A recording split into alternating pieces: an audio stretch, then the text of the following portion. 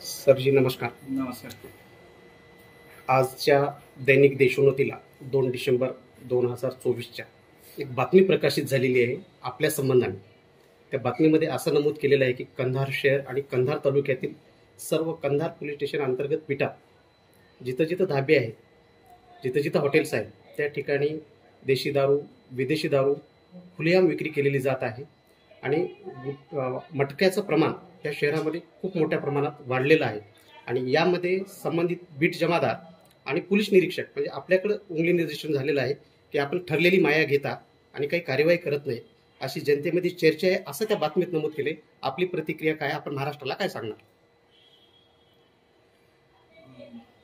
जर आपण आता बघितलं, आपण केलेल्या कारवाया आणि काही पोलिसांनी केलेल्या कायदेशीर कारवाया आहे, तर मागच्या इलेक्शन आचारसंहितेच्या काळातच जवळपास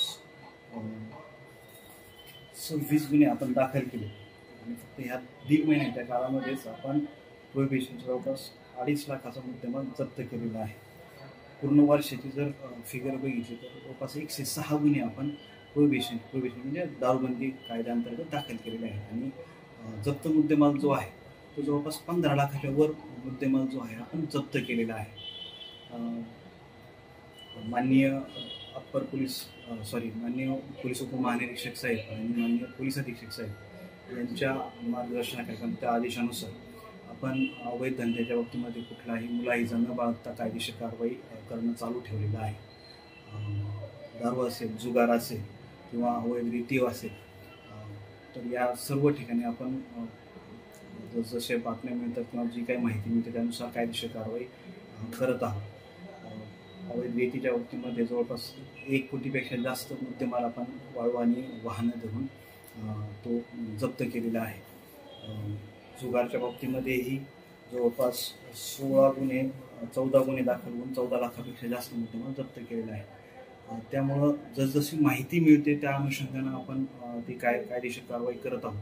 तरीही जर समजा चोरून लपवून किंवा जे काही अत्याधुनिक मॉडेल्सद्वारे जे काही गॅम्बलिंगचं किंवा मटका घेण्याचं जर काही प्रमाण असेल किंवा माहिती तसं चालू असेल तर त्यानुसार कायदेशीर कारवाई करत आहोत. ते मोबाईल टू मोबाईल जो या ठिकाणी मटका चालतो, त्या बातमीमध्ये इतकं भीतीदायक नमूद केलेलं आहे आणि जनतेत चर्चा आहे असंही त्याच्यात नमूद केलेलं आहे की संसार उघड्यावर पडणे, तरुण व्यसनाधीन होणे, टोळकेच्या टोळके थांबणे, सामाजिक शांतता बिघडणे, त्या ठिकाणी कायदा व सुव्यवस्थेचा प्रश्न निर्माण होणे, ही भीती दाखवल्यामुळे कंधार पोलिसाची प्रतिमा आज तरी जनसामान्यामध्ये वेगळ्या पद्धतीनेच आज कंधार पोलीसकडे बघलं जातं. त्याच्याबद्दल आपण काय पावलं उचलणार आहे? पण प्रत्येक ठिकाणी योग्य ती आणि कडक कायदेशीर कारवाई आपण घेतलेली आहे किंवा त्या पद्धतीनं आपण तशी भूमिका घेऊन कायदेशीर कारवाई केलेली आहे. आतापर्यंत प्रत्येक इन्सिडेंटमध्ये आपण तसं केलेलं आहे.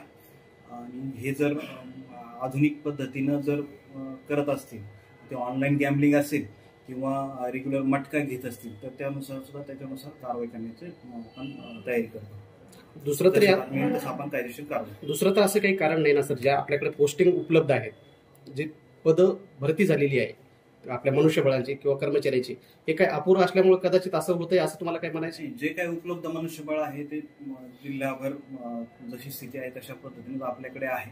आणि जे उपलब्ध मनुष्यबळ आहे त्या उपलब्ध मनुष्यबळातून आपण नियोजन करून कायदेशीर कारवाई करतो. देशोन्नतीत प्रकाशित झालेल्या बातमीबद्दल आता काय ठोस निर्णय घेणार आहे तुम्ही? जी काही बातम्या आहे त्या अनुषंगानं माहिती घेऊन कायदेशीर कारवाई करतो.